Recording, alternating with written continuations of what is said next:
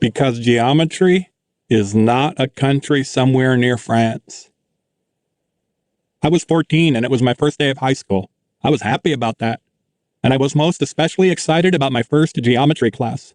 Yep, I have to admit that isosceles triangles make me feel hormonal.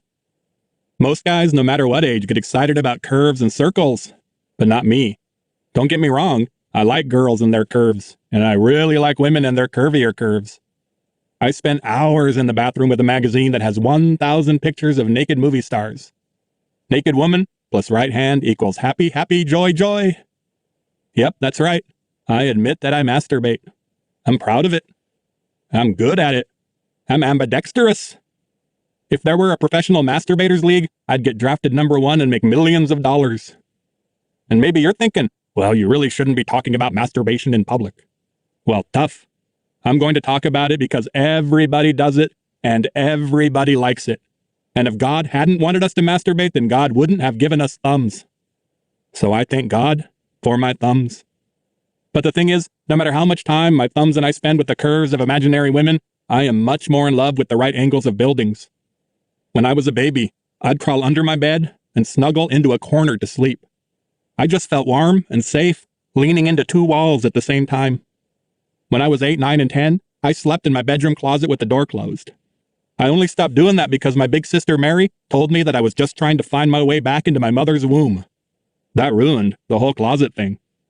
Don't get me wrong, I don't have anything against my mother's womb. I was built in there after all.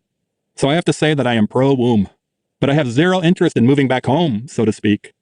My sister is good at ruining things. After high school, my sister just froze. Didn't go to college, didn't get a job, didn't do anything. Kinda sad, I guess. But she is also beautiful and strong and funny. She is the prettiest and strongest and funniest person who ever spent 23 hours a day alone in a basement. She is so crazy and random that we call her Mary Runs Away. I'm not like her at all. I am steady. I'm excited about life. I'm excited about school. Rowdy and I are planning on playing high school basketball. Last year, Rowdy and I were the best players on the 8th grade team, but I don't think I'll be a very good high school player. Rowdy is probably going to start varsity as a freshman, but I figure the bigger and better kids will crush me. It's one thing to hit jumpers over other 8th graders. It's a whole other thing to score on high school monsters. I'll probably be a bench warmer on the C squad, while Rowdy goes on to all-state glory and fame. I am a little worried that Rowdy will start to hang around with the older guys and leave me behind. I'm also worried that he'll start to pick on me too. I'm scared he might start hating me as much as all of the others do. But I am more happy than scared. And I know that the other kids are going to give me crap for being so excited about school, but I don't care. I was sitting in a freshman classroom at Welpinet High School when Mr. P strolled in with a box full of geometry textbooks. And let me tell you, Mr. P is a weird-looking dude. But no matter how weird he looks, the absolutely weirdest thing about Mr. P is that sometimes he forgets to come to school. Let me repeat that. Mr. P sometimes forgets to come to school. Yep, we have to send a kid down to the teacher's housing compound behind the school to wake Mr. P, who is always conking out in front of his TV. That's right, Mr. P sometimes teaches class in his pajamas. He is a weird old coot, but most of the kids dig him because he doesn't ask too much of us. I mean, how can you expect your students to work hard if you show up in your pajamas and slippers? And yeah, I know it's weird, but the tribe actually houses all of the teachers in one-bedroom cottages and musty old trailer houses behind the school. You can't teach at our school if you don't live in the compound. It was like some kind of prison work farm for our liberal white vegetarian do-gooders and conservative white missionary saviors. Some of our teachers make us eat bird seed so we'll feel closer to the earth, and other teachers hate birds because they are supposedly minions of the devil. It is like being taught by Jekyll and Hyde. But Mr. P isn't a Democratic, Republican, Christian, or devil-worshipping freak. He is just sleepy. But some folks are absolutely convinced he is like the Sicilian accountant who testified against the mafia and had to be hidden by that secret witness relocation program. It makes some goofy sort of sense, I suppose. If the government wants to hide somebody, there's probably no place more isolated than my reservation, which is located approximately 1 million miles north of Important and 2 billion miles west of Happy. But geez, I think people pay way too much attention to The Sopranos. Mostly, I just think Mr. P is a lonely old man who used to be a lonely young man. And for some reason I don't understand, lonely white people love to hang around lonelier Indians. All right, kids, let's get cracking, Mr. P said as he passed out the geometry books. How about we do something strange and start on page 1? I grabbed my book and opened it up. I wanted to smell it. Heck, I wanted to kiss it. Yes, kiss it. That's right. I am a book kisser. Maybe that's kind of perverted, or maybe it's just romantic and highly intelligent. But my lips and I stopped short when I saw this written on the inside front cover. This book belongs to Agnes Adams. Okay, now you're probably asking yourself, who is Agnes Adams? Well, let me tell you, Agnes Adams is my mother. My mother. And Adams is her maiden name. So that means my mother was born in Adams and she was still in Adams when she wrote her name in that book. And she was 30 when she gave birth to me. Yep, so that means I was staring at a geometry book that was at least 30 years older than I was. I couldn't believe it. How horrible is that? My school and my tribe are so poor and sad that we have to study from the same dang books our parents studied from. That is absolutely the saddest thing in the world. And let me tell you, that old, decrepit geometry book hit my heart with the force of a nuclear bomb. My hopes and dreams floated up in a mushroom cloud. What do you do when the world has declared nuclear war on you? Hope against hope. Of course, I was suspended from school after I smashed Mr. P in the face, even though it was a complete accident. Okay, so it wasn't exactly an accident. After all, I wanted to hit something when I threw that ancient book. But I didn't want to hit somebody. And I certainly didn't plan on breaking the nose of a mafioso math teacher. That's the first time you've ever hit anything you aimed at, my big sister said. We are so disappointed, my mother said. We are so disappointed in you, my father said. My grandmother just sat in her rocking chair and cried and cried. I was ashamed. I'd never really been in trouble before. A week into my suspension, I was sitting on our front porch, thinking about stuff, contemplating, when old Mr. P walked up our driveway. He had a big bandage on his face. I'm sorry about your face, I said. I'm sorry they suspended you, he said. I hope you know that wasn't my idea. After I smashed him in the face, I figured Mr. P wanted to hire a hitman. Well, maybe that's taking it too far. Mr. P didn't want me dead, but I don't think he would have minded if I'd been the only survivor of a plane that crashed into the Pacific Ocean. At the very least, I thought they were going to send me to jail. Can I sit down with you? Mr. P asked. You bet, I said. I was nervous. Why was he being so friendly? Was he planning a sneak attack on me? Maybe he was going to smash me in the nose with a calculus book. But the old guy just sat in peaceful silence for a long time. I didn't know what to do or say, so I just sat as quietly as he did. That silence got so big and real that it felt like 3 people sat on the porch. Do you know why you hit me with that book? Mr. P finally asked. It was a trick question. I knew I needed to answer correctly, or he'd be mad. I hit you because I'm stupid. You're not stupid. Wrong answer. Shoot. I tried again. I didn't mean to hit you, I said. I was aiming for the wall. Were you really aiming for the wall? Dang it. He was like interrogating me. I was starting to get upset. No, I said. I wasn't aiming for anything, really. Well, I was planning on hitting something, like the wall or a desk or the chalkboard. Something dead, not something alive. Alive like me? Or like a plant? Mr. P had 3 plants in his classroom. He talked to those green things more often than he talked to us. You do know that hitting a plant and hitting me are 2 different things, right? He asked. Yeah, I know. He smiled mysteriously. Adults are so good at smiling mysteriously. Did they go to college for that? I was getting more and more freaked out. What did he want? You know, Mr. P, I don't mean to be rude or anything, but you're like freaking me out here. I mean, why are you here exactly? Well, I want you to know that hitting me with that book was probably the worst thing you've ever done. It doesn't matter what you intended to do. What happens is what you really did. And you broke an old man's nose. That's almost unforgivable. He was going to punish me now. He couldn't beat me up with his old man fists, but he could hurt me with his old man words. But I do forgive you, he said. No matter how much I don't want to, I have to forgive you. It's the only thing that keeps me from smacking you with an ugly stick. When I first started teaching here, That's what we did to the rowdy ones, you know. We beat them. That's how we were taught to teach you. We were supposed to kill the Indian to save the child. You killed Indians? No, it's just a saying. I didn't literally kill Indians. We were supposed to make you give up being Indian. Your songs and stories and language and dancing, everything. We weren't trying to kill Indian people. We were trying to kill Indian culture. Man, at that second, I hated Mr. P hard. I wished I had a whole dang set of encyclopedias to throw at him. I can't apologize to everybody I hurt, Mr. P said. But I can apologize to you. It was so backward. I'd broken his nose, but he was trying to apologize to me. I hurt a lot of Indian kids when I was a young teacher, he said. I might have broken a few bones. All of a sudden, I realized he was confessing to me. It was a different time, Mr. P said. A bad time. Very bad. It was wrong. But I was young and stupid and full of ideas, just like you. Mr. P smiled. He smiled at me.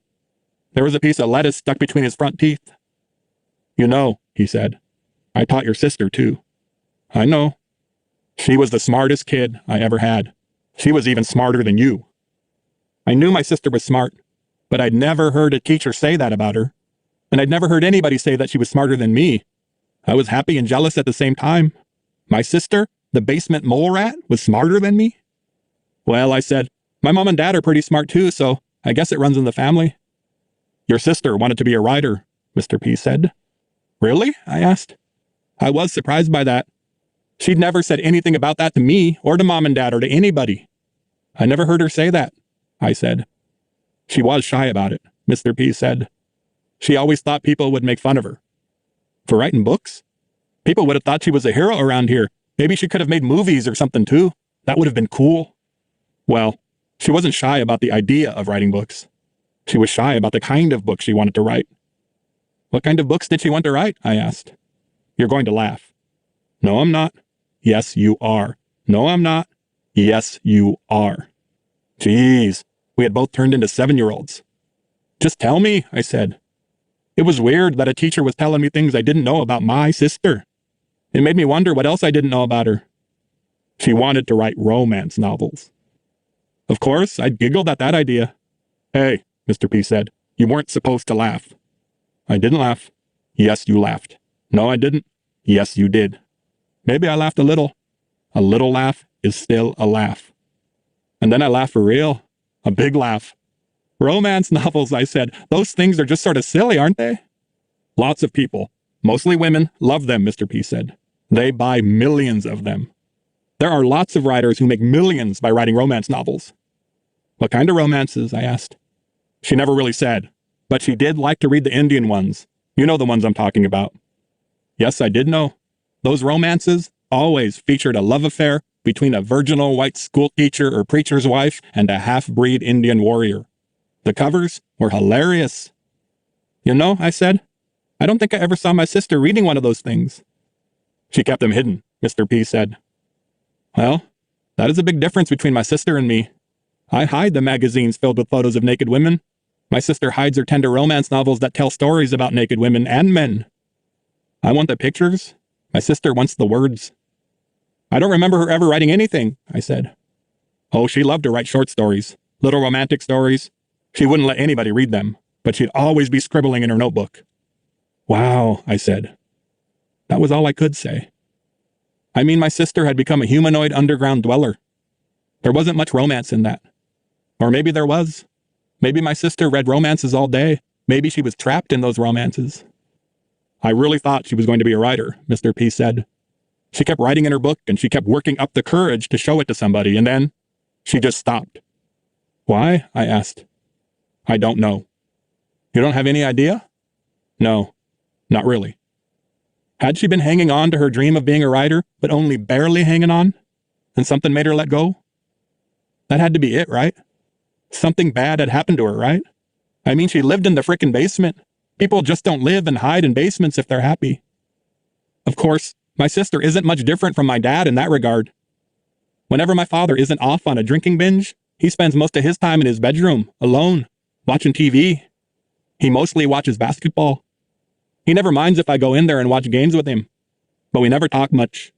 We just sit there quietly and watch the games. My dad doesn't even cheer for his favorite teams or players. He doesn't react much to the games at all. I suppose he is depressed. I suppose my sister is depressed. I suppose the whole family is depressed.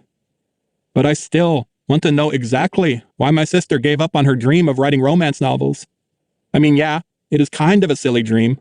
What kind of Indian writes romance novels? But it is still pretty cool. I love the thought of reading my sister's books. I love the thought of walking into a bookstore and seeing her name on the cover of a big and beautiful novel, Spokane River Heat by Mary Runsaway. That would be very cool. She could still write a book, I said. There's always time to change your life. I almost gagged when I said that. I didn't even believe that. There's never enough time to change your life. You don't get to change your life, period. Shit. Maybe I was trying to write a romance novel. Mary was a bright and shining star, Mr. P said. And then she faded, year by year, until you could barely see her anymore. Wow. Mr. P was a poet? And you're a bright and shining star too, he said. You're the smartest kid in the school, and I don't want you to fail. I don't want you to fade away. You deserve better. I didn't feel smart. I want you to say it, Mr. P said. Say what? I want you to say that you deserve better. I couldn't say it. It wasn't true. I mean, I wanted to have it better, but I didn't deserve it. I was the kid who threw books at teachers. You are a good kid. You deserve the world. Wow. I wanted to cry. No teacher had ever said anything so nice, so incredibly nice to me. Thank you, I said. You're welcome, he said. Now say it. I can't. And then I did cry. Tears rolled down my cheeks. I felt so weak. I'm sorry, I said. You don't have to be sorry for anything, he said. Well, you better be sorry for hitting me, but you don't have to feel bad about crying. I don't like to cry, I said. Other kids, they beat me up when I cry. Sometimes they make me cry so they can beat me up for crying. I know, he said. And we let it happen. We let them pick on you. Rowdy protects me. I know Rowdy is your best friend, but he's, Mr. P stuttered. He wasn't sure what to say or do. You know that Rowdy's dad hits him, don't you? Yeah, I said. Whenever he came to school with a black eye, Rowdy made sure to give black eyes to 2 kids picked at random. Rowdy is just going to get meaner and meaner, Mr. P said. I know Rowdy has a temper and stuff, and he doesn't get good grades or anything, but he's been nice to me since we were kids, since we were babies. I don't even know why he's been nice. I know, Mr. P said. But listen, I want to tell you something else, and you have to promise me you'll never repeat it. Okay, I said. Promise me. Okay, I promise I won't repeat it. Not to anyone, not even your parents. Nobody. Okay then, he said, and leaned closer to me because he didn't even want the trees to hear what he was going to say. You have to leave this reservation. I'm going to Spokane with my dad later. No, I mean you have to leave the res forever. What do you mean? You were right to throw that book at me. I deserved to get smashed in the face for what I've done to Indians. Every white person on this res should get smashed in the face. But let me tell you this. All the Indians should get smashed in the face too. I was shocked. Mr. P was furious. The only thing you kids are being taught is how to give up. Your friend Rowdy, he's given up. That's why he likes to hurt people. He wants them to feel as bad as he does. He doesn't hurt me. He doesn't hurt you because you're the only good thing in his life. He doesn't want to give that up. It's the only thing he hasn't given up. Mr. P grabbed me by the shoulders and leaned so close to me that I could smell his breath. Onions and garlic and hamburger and shame and pain. All these kids have given up, he said. All your friends, all the bullies and their mothers and fathers have given up too. And their grandparents before them and me and every other teacher here were all defeated. Mr. P was crying. I couldn't believe it. I'd never seen a sober adult cry. But not you, Mr. P said. You can't give up. You won't give up. You threw that book in my face because somewhere inside you refused to give up. I didn't know what he was talking about. Or maybe I just didn't want to know. Geez, it was a lot of pressure to put on a kid. I was carrying the burden of my race, you know. I was going to get a bad back from it. If you stay on this res, Mr. P said, they're going to kill you. I'm going to kill you. We're all going to kill you. You can't fight us forever. I don't want to fight anybody, I said. You've been fighting since you were born, he said. You fought off that brain surgery. You fought off those seizures. You fought off all the drunks and drug addicts. You kept your hope. And now you have to take your hope and go somewhere where other people have hope. I was starting to understand. He was a math teacher. I had to add my hope to somebody else's hope. I had to multiply hope by hope. Where is hope? I asked. Who has hope? Son, Mr. P said, you're going to find more and more hope the farther and farther you walk away from this sad, sad, sad reservation. Go means go. After Mr. P left,